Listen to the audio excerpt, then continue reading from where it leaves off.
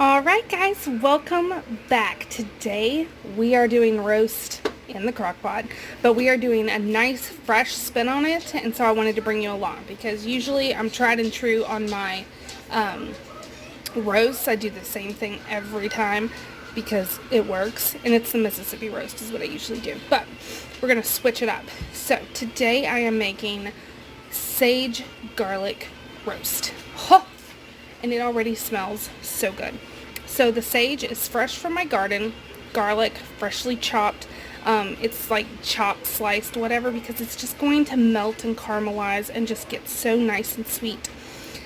So I have 2 chuck roasts in here. They're my favorite cut, and I salt and peppered both of them. And then I'll go ahead and show you. So under here, there's the sage.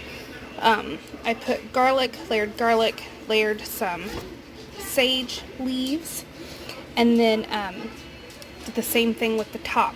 Now, I have some baby carrots down along the side. I added a couple more sage leaves, a couple more bits of garlic, and now we're going to add in some potatoes.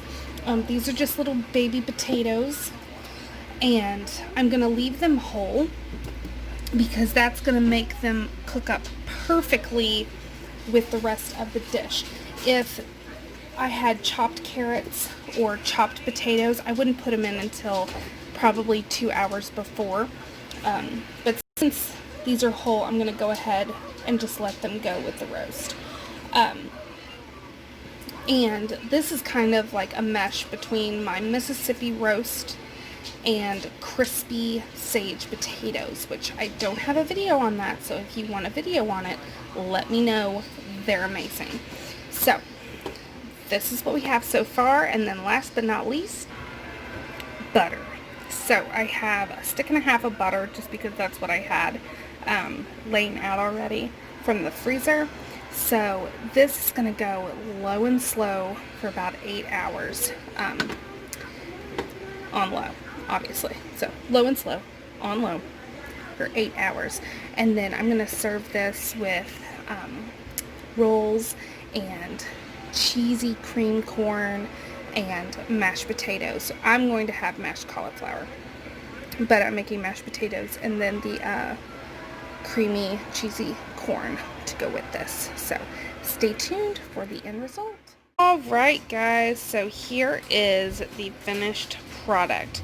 Can you see all that yummy juice that made? The smell alone, fabulous. Absolutely fabulous. So let me just show you how tender this is. This ended up going for 10 hours on low, and it's just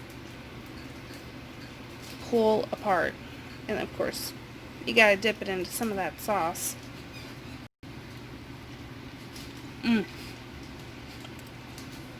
So good.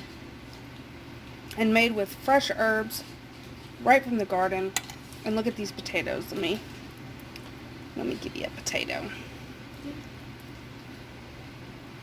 Look at that. Perfection.